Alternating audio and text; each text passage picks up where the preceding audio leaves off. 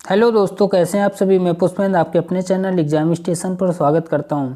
चलो, आज ये पॉलिटी की तीसरी क्लास होगी। इस क्लास में दो टॉपिक लिए गए, एक संघ राज्य क्षेत्र, ये जो आपकी स्क्रीन पे दिख रहा होगा, और एक है नागरिकता।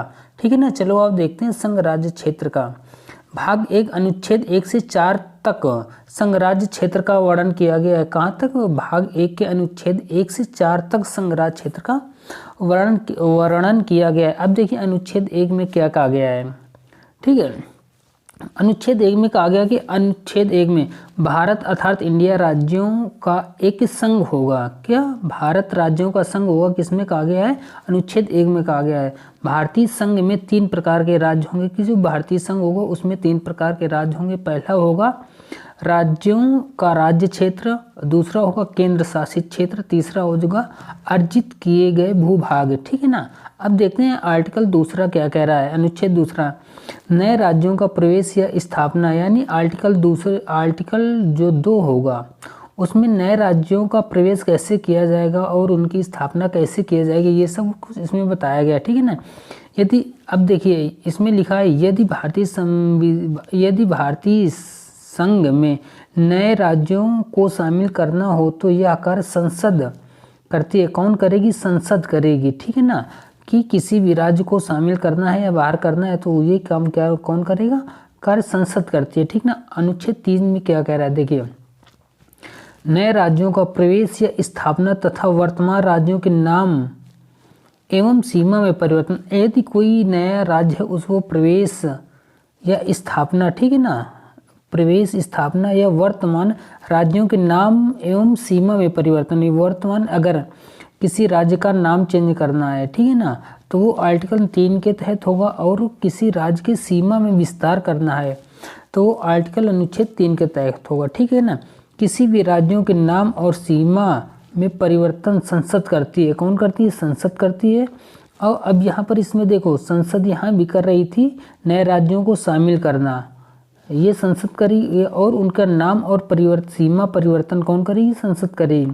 साधारण बहुमत से करेगी, वो भी पूर्ण बहुमत से। जरूरी नहीं है कि पूर्ण बहुमत हो, साधारण बहुमत से संसद कर सकती है। चलो अब देखते हैं दूसरी स्लाइड पे।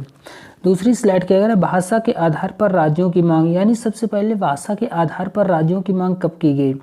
तो भाषा के आधार पर बनने वाला पहला राज्य कौन था? आंध्र प्रदेश था। कौन था? आंध्र प्रदेश था। आंध्र प्रदेश का गठन 1 अक्टूबर 1953 को हुआ था। कब हुआ था? 1 अक्टूबर 1953 को हुआ था आंध्र प्रदेश राज्य का गठन। और ये कौन सा था? भाषा के आधार पर बनने वाला पहला राज्य था। ठीक है ना। अब देखिए राज्य पुनर्गठन आयोग आयोग कब बना? देखिए राज्य पुनर्गठन आयोग बना 1953 में। कब बना? 1953। ये बहुत ही इंपॉर्टेंट क्वेश्चन आ जाता है कि राज्य पुनर्गठन आयोग कब बना? 1953 में बना। ठीक है। अब इसके बात करते हैं, इसके सदस्य कौन कौन थे? अध्यक्ष थे फजल अली। इसके पूछ लेगा राज्य पुनर्गठन आयोग के अध्यक्ष कौन थे? फजल अली थे। और इसके सदस्य थे हृदयनाथ कुंजरू और के.एम. पाणिकर थे। ठीक है ना। इसके सदस्य कौन कौन थे? हृदयनाथ कुंजरू और के.एम. पाणिकर थे। ठीक ना। राज्य पुनर्गठन अधिनियम 1956 के अनुसार, कब राज्य पुनर्गठन अधिनियम कब बना? 56 के 153 में बना था, आयोग बना था। और यह राज्य पुनर्गठन अधिनियम कब आया? 1956 में आया। भारतीय राज्यों की 4 श्रेणी को तोड़ दिया गया। भारतीय राज्यों की पहले 4 श्रेणी थी, ABCD को तोड़कर और तोड़ दिया गया। और तोड़कर 14 राज्य 6 केंद्र शासित बनाए गए। कब? 1956 में 14 राज्य और 6 केंद्र शासित प्रदेश का निर्माण हुआ। कब? 1956 में। राज्य पुनर्गठन अधिनियम 1956 के अनुसार भारतीय राज्यों की 4 श्रेणी को तोड़कर 14 राज्य और 6 केंद्र शासित प्रदेश बनाया गया। ठीक है ना। अब अगर कोई स्क्रीनशॉट लेना चाहता है तो स्क्रीनशॉट इसका ले सकता है। अगर PDF लेना है तो कमेंट बॉक्स में कमेंट कर दे, PDF आपको मिल जाएगी। ठीक है ना। चलते हैं तीसरी स्लाइड की ओर। तीसरी स्लाइड में क्या? जम्मू कश्मीर केंद्र शासित प्रदेश बना। जम्मू कश्मीर कब केंद्र शासित प्रदेश बना? 5 अगस्त 2019 को जम्मू कश्मीर केंद्र शासित प्रदेश बना। ठीक है ना। लद्दाख केंद्र शासित प्रदेश बना 5 अगस्त 2019, यानी जम्मू कश्मीर और लद्दाख दोनों एक ही दिन दोनों को केंद्र शासित प्रदेश बनाया गया था, ठीक है ना। तेलंगाना राज्य बना 2 जून 2014 को तेलंगाना राज्य बना। छत्तीसगढ़ राज्य बना 1 नवंबर 2000 को छत्तीसगढ़ बना। उत्तराखंड राज्य बना 9 नवंबर 2000 को उत्तराखंड बना। झारखंड राज्य बना 15 नवंबर 2000 को झारखंड बना। और ये देखिए उत्तराखंड कब किससे अलग हुआ, यूपी से अलग हुआ था, ठीक है ना। अब उसके बाद आ जाता है गोवा, दमन दीव और दादर नागर हवेली, ठीक है ना जी। ये इसमें गोवा पुर्तगालियों का क्षेत्राधिकार था। सबसे पहले 1961 में तीनों क्षेत्र भारत में शामिल हुए। कौन तीनों क्षेत्र, गोवा, दमन दीव और दादर नगर हवेली 1961 में ये तीनों भारत में शामिल हुए। गोवा पूर्ण राज्य बना कब, 1987 में गोवा को पूर्ण राज्य का दर्जा मिला, ठीक। कब, 1987 में गोवा को पूर्ण राज्य का दर्जा मिला, ठीक। चलो देखते हैं चौथी स्लाइड। अब देखिए उसके बाद आता है पांडिचेरी और यह पुडुचेरी का। देखो फ्रांसीसी क्षेत्राधिकार था यार। देखो यहाँ पर थोड़ी टाइपिंग मिस्टेक आई, ये फ्रांसीसी क्षेत्राधिकार था। भारत में शामिल हुआ 1953 नवंबर 1953 में भारत में शामिल हुआ कौन, पांडिचेरी, ठीक है ना। पांडिचेरी को पूर्ण राज्य का दर्जा 1962 में मिला। कब मिला पांडिचेरी को पूर्ण राज्य का दर्जा, 1962 में मिला। फिर आ जाता है उसके बाद सिक्किम, ठीक है ना। चोंग्याल वंश का क्षेत्राधिकार, यहाँ पर सिक्किम में उसमें चोंग्याल वंश का क्षेत्राधिकार था। स्वराज्य बना 1974 में, पूरी तरह शामिल नहीं, केवल स्वराज्य का दर्जा मिला था सिक्किम को 1974 और पूर्ण राज्य का दर्जा उसके बाद 1 साल बाद पूर्ण राज्य का दर्जा दे दिया गया। कब, 1975 में। स्वराज्य का दर्जा 1974 में और पूर्ण राज्य का दर्जा सिक्किम को 1975 में मिला, ठीक है ना। दमन दीव और दादर नगर हवेली को एक कर दिया गया। देखो पहले दादर नगर हवेली और दमन दीव अलग अलग थे, उनको एक कर दिया गया 26 जनवरी को, ठीक है ना। 26 जनवरी दादर नगर हवेली और दमन को दोनों को एक कर दिया 26 जनवरी को, ठीक है। अब देखते हैं 5वीं स्लाइड पे। अब यहाँ पर ये देखो, यहाँ से उसका संघ राज क्षेत्र का काम खत्म हो जाता है। उसके बाद आती है नागरिकता, ठीक है ना। तो भाग 2 के अनुच्छेद 5 से नागरिकता का लिया गया है, ठीक है ना। भारत में एकल नागरिकता है। एकल नागरिकता का अर्थ होता है कि कोई भी व्यक्ति सिर्फ भारत का नागरिक होगा, किसी राज्य का नहीं, ठीक है ना। ये देखिए इसीलिए कहते हैं भारत में एकल नागरिकता है कि भारत का नागरिक होगा, किसी राज्य का नहीं, ठीक है ना। अमेरिका में दोहरी नागरिकता, जैसे अमेरिका राज्य उसमें दोहरी नागरिकता है, वहाँ पर एक अमेरिका की अलग से है और वहाँ पर जो राज्य हैं उनकी अलग से नागरिकता मिलती है, पर भारत में ऐसा नहीं है। भारत में दो एकल नागरिकता है, दोहरी नागरिकता नहीं है, ठीक है ना। अमेरिका में दोहरी नागरिकता, केंद्र और राज्य दोनों वो अपना अपना नागरिकता सर्टिफिकेट देते हैं, ठीक है ना। वर्तमान समय में प्रत्येक देश में 2 प्रकार के नागरिक होते हैं, ठीक है ना। ये देखो लिख रहा है वर्तमान समय में प्रत्येक देश में 2 प्रकार के नागरिक होते हैं। पहला नागरिक कौन सा होता है, उस देश के मूल नागरिक होते हैं, जैसे हम और आप लोग हो गए कि इस देश के मूल नागरिक हो गए। उसके बाद विदेशी नागरिक, हर एक देश में किसी न किसी देश के लोग रहते हैं, ठीक है ना। विदेशी नागरिक 2 प्रकार के होते हैं, एक विदेशी मित्र भी होते हैं और विदेशी शत्रु भी होते हैं, ठीक है ना। अब देखिए विदेशी मित्र और विदेशी शत्रु, केवल भारतीय नागरिकों को प्राप्त अधिकार है, ठीक है। केवल भारतीय नागरिकों को प्राप्त अधिकार है। ये जो नीचे अधिकार दिए गए ये केवल भारतीय नागरिकों को ही केवल प्राप्त है। जैसे भारत का सर्वोच्च पद प्राप्त करने का जो अधिकार है वो केवल भारत के नागरिक का होगा, पहला हो गया। अब दूसरा है संवैधानिक पद प्राप्त करने का अधिकार। संवैधानिक पद प्राप्त करने का अधिकार केवल भारतीय नागरिक को होगा। चुनाव लड़ने का अधिकार केवल भारतीय नागरिक को होगा। मतदान करने का अधिकार केवल भारतीय नागरिक को होगा, विदेशियों को नहीं, यानी जो यहाँ पर रह रहे हैं उनको नहीं होगा, ठीक है ना। अब यहाँ पर देखिए इसको थोड़ा क्लीन कर लेते हैं। अब देखिए अनुच्छेद 15, 16, 19, 29 और 30 के अनुसार प्राप्त सुविधा।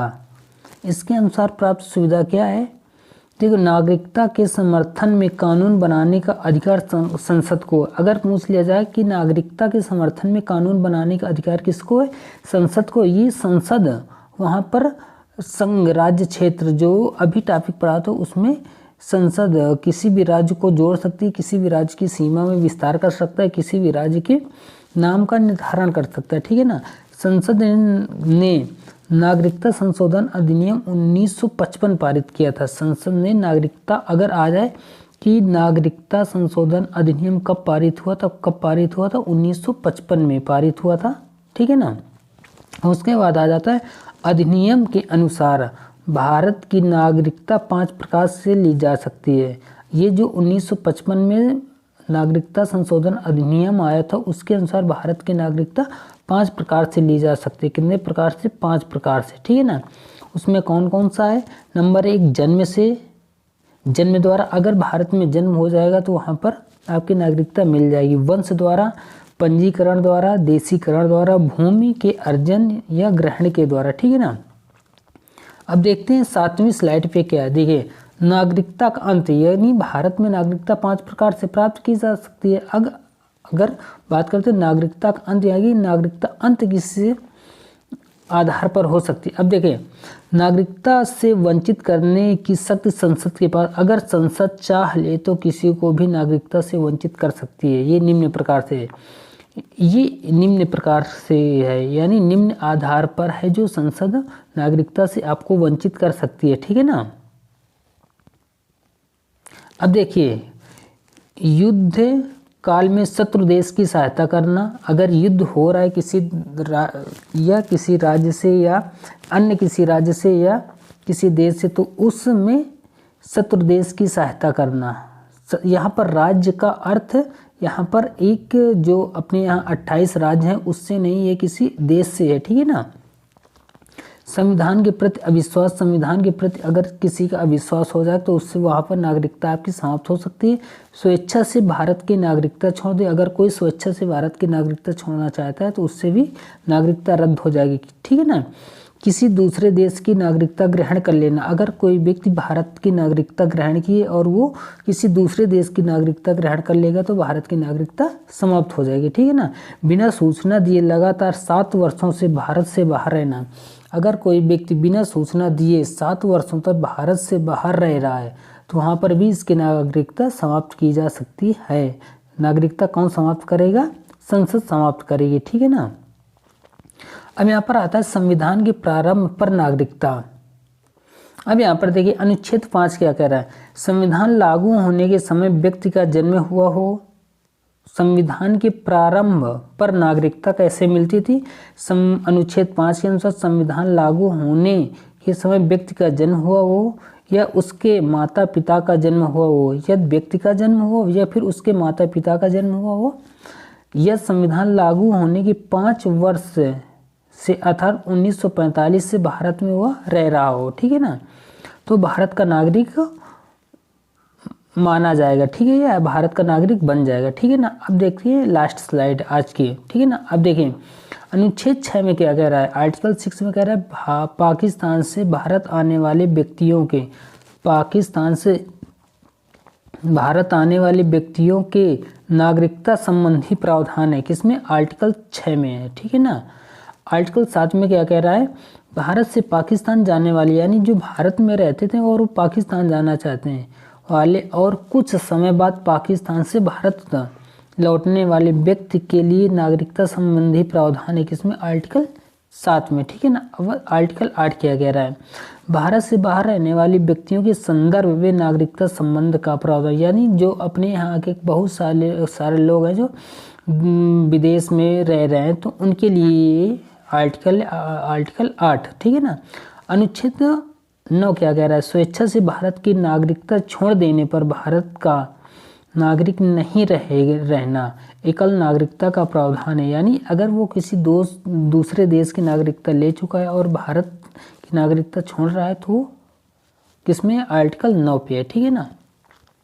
आर्टिकल 10 क्या कह रहा है? नागरिकता के अधिकार का बना रहना, नागरिकता के अधिकार का बना रहना, यानी नागरिकता के अधिकार को पुष्टि कौन करता है? अनुच्छेद 10 करता है, ठीक है ना। अनुच्छेद 11 का नागरिकता के संदर्भ में कानून बनाने की संसद की शक्ति। अब यहाँ पर संसद की शक्तियाँ दी गई हैं, किसमें? नागरिकता के संदर्भ में कानून बनाने की शक्तियाँ किसके पास है? संसद के पास है। ये किसमें कहा गया है?